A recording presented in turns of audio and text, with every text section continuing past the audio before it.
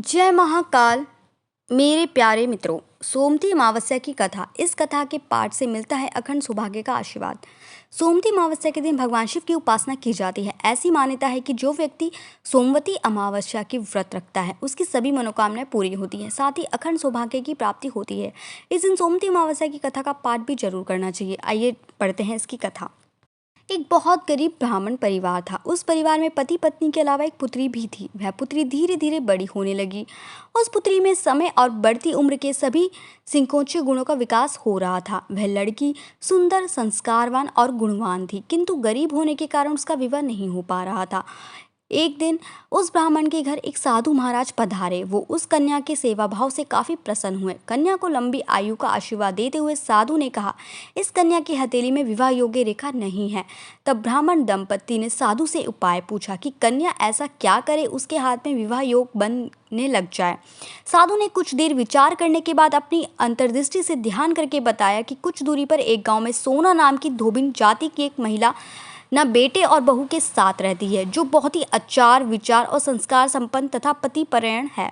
यह कन्या उसकी सेवा करे और वह महिला इसकी शादी में अपने मांग से सिंदूर लगा दे।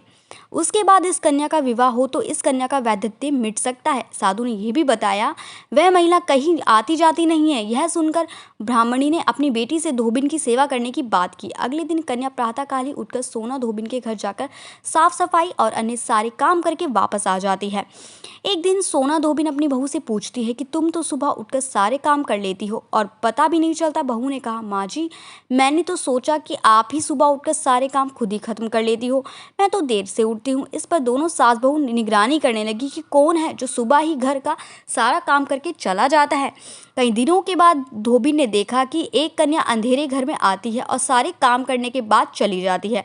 जब वह जाने लगी तो सोना धोबिन इसके पैर पर गिर पड़ी। पूछने लगी, आप कौन है और इस तरह छुपकर मेरे घर की चाकरी क्यों करती है? तब कन्या ने साधु द्वारा कही गई सारी बात बताई।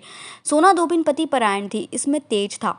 वह तैयार हो गई। सोना धोबिन के पति थोड़ा अस्वस्थ थे। उसने अपनी बहू से अपने लौट आने पर घर पर ही रहने को कहा। सोना धोबी ने जैसे ही अपने मांग का सिंदूर उस कन्या की मांग में लगाया, उसका पति मर गया। उसे इस बात का पता चल गया। वह घर से निराजल ही चली गई। यह सोचकर ही रास्ते में कहीं पीपल के पेड़ मिलेगा तो उसे भवरी देकर उसकी परिक्रमा करके ही जल ग्रहण करेगी। उस दिन सोमवती अमावस्या थी।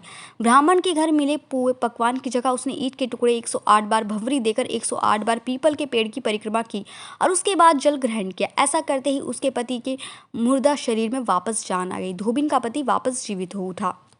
जय महाकाल। मेरे प्यारे मित्रों, आप लोग सब भी इस कथा को पढ़ें। जो भी इस कथा को पढ़ेगा उसको सौभाग्यवती का आशीर्वाद प्राप्त होगा।